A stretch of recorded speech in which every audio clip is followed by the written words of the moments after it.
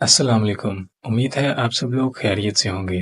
आज की हमारी कहानी एक ऐसे वाक़ये के बारे में है कि जिस वाक़ये की वजह से अदालत को भी एक रूह की बात मानकर अपना फ़ैसला सुनाना पड़ा और ये वाक़या ऐसी चीज़ों के वजूद को साबित करता है। तो आइए चलते हैं आज की हमारी कहानी की तरफ।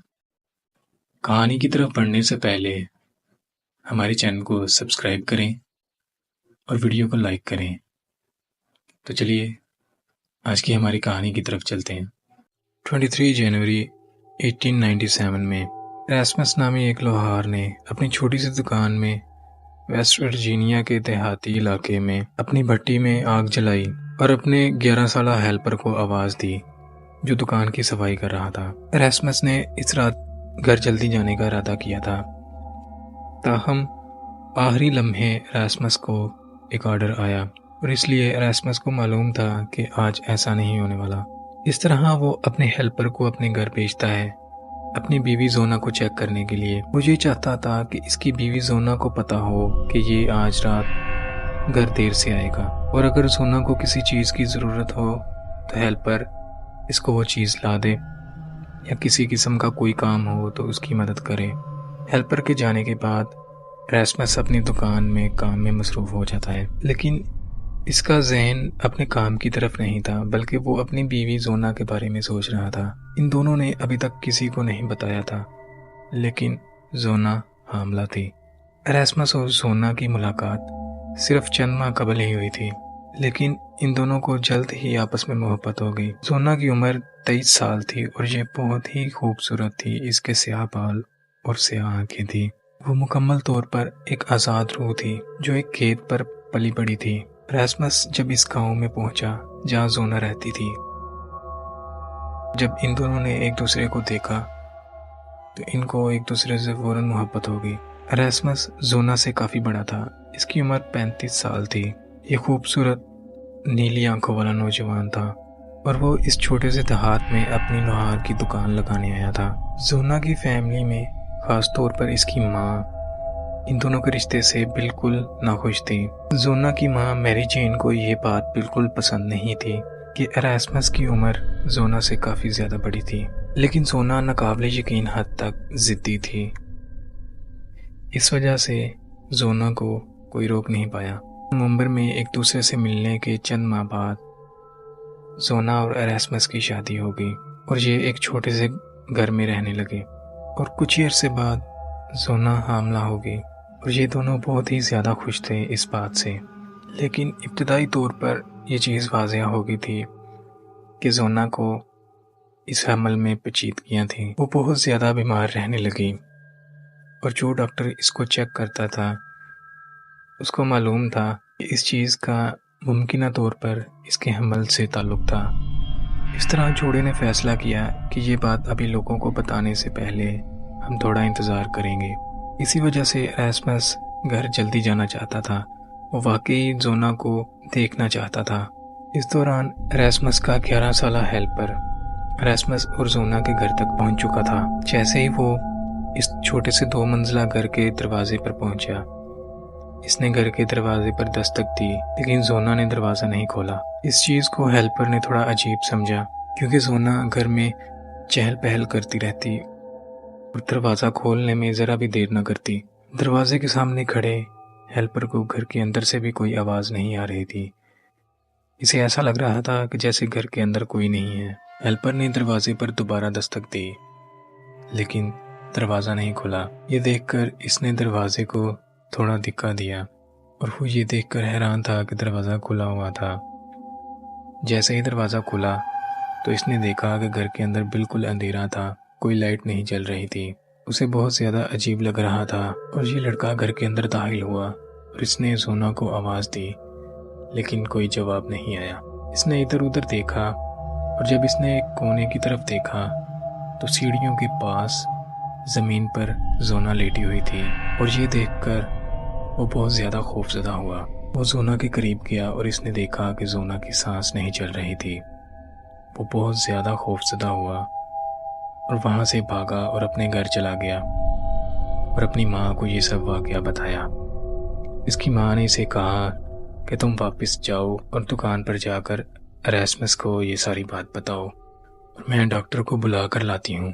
डॉक्टर जो जोना को इसकी हमल की पेचीदगियों के लिए इलाज कर रहा था, इसको जोना के घर पहुंचते हुए तकरीबन 1 घंटा लगा।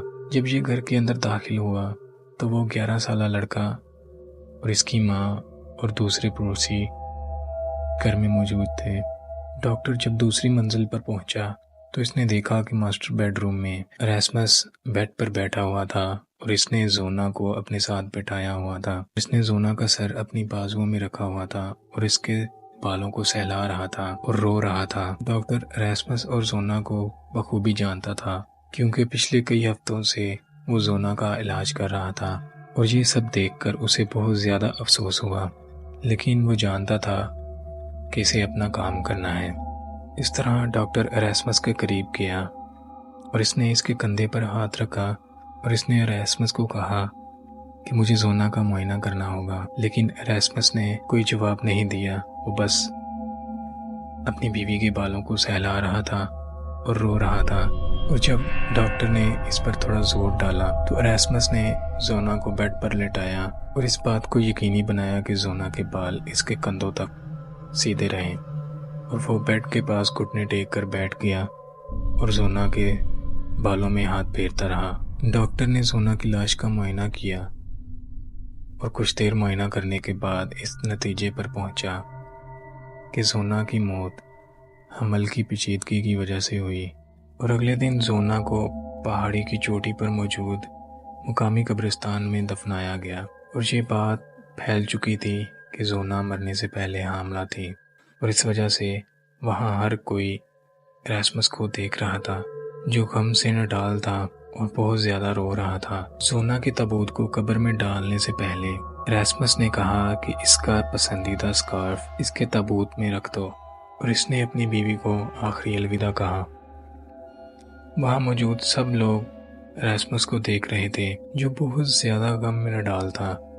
वो लोग सोच रहे थे कि इस बेचारे का पूरा ख़ानदान ख़त्म हो गया, लेकिन लोग इस चीज़ से ज़्यादा हैरान थे कि जोना की माँ मैरी जेन वो बिल्कुल अफसुर्दा या गमज़दा नहीं थी, हालांकि इसकी बेटी मर गई थी। जनाजा ख़त्म होने के बाद जब सब लोग वहाँ से जा रहे थे तो लोगों ने देखा कि मैरी जेन बहुत ही गुस्से से एरास्मस को देख रही थी। लोगों ने वापस जाने से पहले जब एरास्मस और मैरी जेन से आखिरी दफ़ा अफसोस करने का सोचा तो मैरी जेन बिना किसी को कुछ कहे वहाँ से चली गई। पड़ोसी इसको खाना देने या इसका हालचाल पूछने इसके घर पर आते तो ये दरवाज़ा खोलने से इनकार कर देती। लोग देखते कि मैरी जेन सारी सारी रात जागती रहती, इसके बेडरूम में मोमबत्तियाँ जलती रहती और ये अपने बेडरूम में घूमती नज़र आती, और जब कभी ये अपने घर से बाहर आती तो ये खुद से बड़बड़ाती रहती और अपने इधर उधर देखती रहती कि शायद इसे डर था कि कोई इसका पीछा कर रहा था। और जब लोग इससे बात करने आते तो वो बिना कुछ कहे इनसे दूर हो जाती। मैरी जेन के साथ जो कुछ भी हो रहा था, इसका शौहर किसी से इस बारे में बात करना नहीं चाहता था। जोना के मरने के तकरीबन 1 माह बाद मैरी जेन अपने घर से निकली तो लोगों ने देखा कि ये काफ़ी अच्छी हालत में थी। वो अपने से बड़बड़ा नहीं रही थी और ना ही इधर उधर देख रही थी। लोगों ने देखा कि इसके चेहरे पर बहुत ज़्यादा गुस्सा था। लोगों ने देखा कि वो गुस्से में चलती हुई मकामी प्रोसिक्यूटर के दफ्तर में बिना दस्तक दिए दरवाज़ा खोला और सीधे अंदर घुस गई। प्रोसिक्यूटर मैरी जेन को जानता था और जानता था कि वो पिछले कई हफ्तों से कैसी अजीबोगरीब हरकतें कर रही थी। मैरी जेन के अचानक दफ्तर में आने से प्रोसिक्यूटर घबरा गया, लेकिन उसे बहुत ज़्यादा तजस्सुस था। वो देखना चाहता था कि इसके साथ ये सब क्या हो रहा है। मैरी जेन ने अपनी मरी हुई बेटी जोना के बारे में प्रोसिक्यूटर को एक अजीबोगरीब कहानी सुनाई, जिसको सुनकर प्रोसिक्यूटर पहले तो सोचने पर मजबूर हुआ कि वाज़िया तौर पर मैरी जेन अपना दिमाग खो चुकी है। फिर इस तरह 2 घंटे तक इसकी कहानी सुनने के बाद प्रोसिक्यूटर को एहसास होने लगा कि शायद इसकी बातों में कुछ तो सच्चाई है। और इसने सोचा कि हमें जोना की कब्र खोदनी पड़ेगी। और इस तरह मैरी जेन के जाने के बाद प्रोसिक्यूटर उस डॉक्टर के पास पहुंचा जो जोना का इलाज कर रहा था और इसका मरने के बाद मुआयना किया था। प्रोसिक्यूटर ने डॉक्टर को कहा, आप मेरे साथ चलो, हमें जोना की कब्र खोदनी पड़ेगी और आपको इसका दोबारा मुआयना करना पड़ेगा। प्रोसिक्यूटर की बात सुनने के बाद डॉक्टर ने सोचा कि ये शायद पागल है, ये किस तरह की बातें कर रहा है। और जब प्रोसिक्यूटर ने मैरी जेन की ये सारी कहानी इसे सुनाई तो डॉक्टर ने सोचा कि हाँ ठीक है, चलो ये करते हैं। और इस तरह अगले दिन प्रोसिक्यूटर और डॉक्टर के साथ आदमियों की एक टीम पहाड़ी की चोटी वाले कब्रिस्तान पर पहुंची जहां जोना को दफन किया गया था। और इन्होंने इसकी कब्र खोदी और इसका ताबूत बाहर निकाला और मुकामी स्कूल में ले गए। जब वो वहां पहुंचे तो इसकी लाश को बाहर निकाला और एक टेबल पर रख दिया और प्रोसिक्यूटर और डॉक्टर के अलावा बाकी सारे लोग बाहर चले गए। जब कमरे से सब लोग बाहर चले गए तो डॉक्टर और प्रोसिक्यूटर ने लाश का मुआयना शुरू किया। मुआयना शुरू करते ही इन दोनों ने लाश पर वो चीज देखी जिसका जिक्र मैरी जेन ने किया था। और ये देखते ही वो दोनों हैरान हो गए और इन्हें इस चीज पर बिल्कुल यकीन नहीं आ रहा था। वो सोच रहे थे कि मैरी जेन की कहानी सच्ची थी।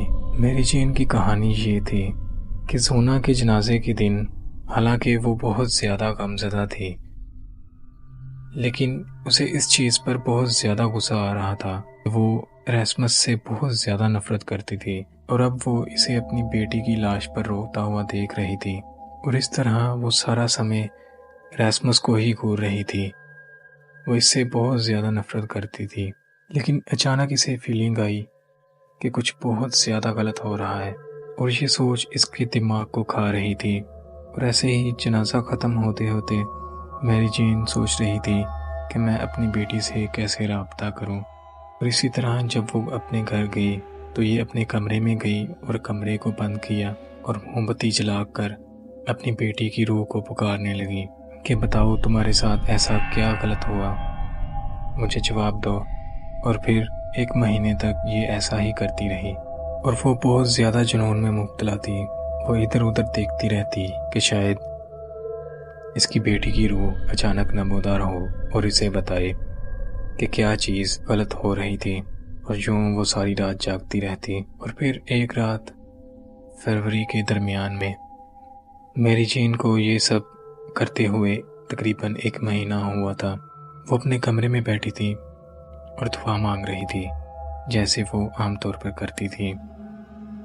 और अचानक इसके कमरे में एक रोशनी नमोदार हुई और कमरा ठंडा हो गया। और ये सोच रही थी कि शायद ये मेरी बेटी है। और अचानक जैसे ही ये नमोदार हुआ वैसे ही ये रोशनी गायब हो गई। और अब वो सोच रही थी कि शायद मेरी दुआएं काम कर रही हैं और वो बहुत ज़्यादा पुरजोश थी। और इस तरह अगली 2 रातों तक मैरी जेन दुआएं करती रही और ये रोशनी 2 दफ़ा नमोदार हुई, फिर अचानक गायब हो जाती। लेकिन मैरी जेन सोच रही थी चलो ये काम कर रहा है। और फिर आखिरकार चौथी रात जब मैरी जेन दुआ कर रही थी तो ये रोशनी कमरे में नमोदार हुई और इस दफ़ा रोशनी गायब होने के बजाय मैरी जेन ने देखा कि इसकी बेटी इस रोशनी से बाहर निकली और वो इसके सामने खड़ी थी। और मैरी जेन इस चीज़ को बयान नहीं कर सकती थी। मैरी जेन ने कहा कि इसकी बेटी ने काला लिबास पहना हुआ था और इसकी रंगत पीली थी और इसकी आंखों के नीचे गड्ढे पड़े हुए थे और इसके बाल इसके कंधों पर नीचे लटक रहे थे और ये अपनी माँ को घूर रही थी। और मैरी जेन हालांकि इतने दिनों से कोशिश कर रही थी, लेकिन जब इसकी बेटी की रूह इसके सामने जाहिर हुई तो ये बहुत ज़्यादा खौफज़दा हो गई और ये पीछे हटने लगी। ये पीछे हटते हटते दीवार के साथ लग गई और इसने सोचा कि नहीं, मुझे हिम्मत करनी होगी। और इसने हिम्मत करके अपनी बेटी से पूछा कि बताओ तुम्हारी मौत कैसे हुई। तो जब इसकी बेटी ने अपना मुंह खोला तो इसके मुंह से गंदगी बाहर गिरी और इसने आहिस्ता से अपनी माँ को बताना शुरू किया। उसने बताया कि लोगों के बीच एरास्मस एक बहुत अच्छा इंसान था लेकिन बंद कमरों में वो इस पर बहुत ज़्यादा टॉर्चर करता। इसकी बेटी की रूह ने अपनी माँ को बताया कि 22 जनवरी की रात को रैस्मस को रात के खाने में गोश्त चाहिए था, लेकिन जोना ने कोई और चीज़ बनाई थी। इस बात पर रैस्मस को गुस्सा आया, लेकिन जोना इसे कह रही थी कि तुम गुस्सा ना करो, मैं तुम्हें गोश्त बना देती हूँ। और फिर अचानक रैस्मस वहाँ से उठा और इसने जोना के सर को पकड़ा और इसकी गर्दन को पीछे की तरफ मोड़ दिया। और जब जोना की रूह अपनी माँ को ये सब बता रही थी, तो इसका सर अपनी माँ की नज़रों के सामने पीछे की तरफ घूमा कि जैसे ये सब इसके साथ हो रहा था। और इसने अपनी माँ को कहा कि तुम देख रही हो कि इसने मेरे साथ क्या किया। और ये कहकर वो कमरे से गायब हो गई और मैरी जेन बिस्तर पर बैठी अब रो रही थी। और इस तरह मैरी जेन अगली सुबह उठी और प्रोसिक्यूटर को ये सारा वाक़या बताया कि इसकी बेटी को रैस्मस ने इसकी गर्दन तोड़कर मारा था।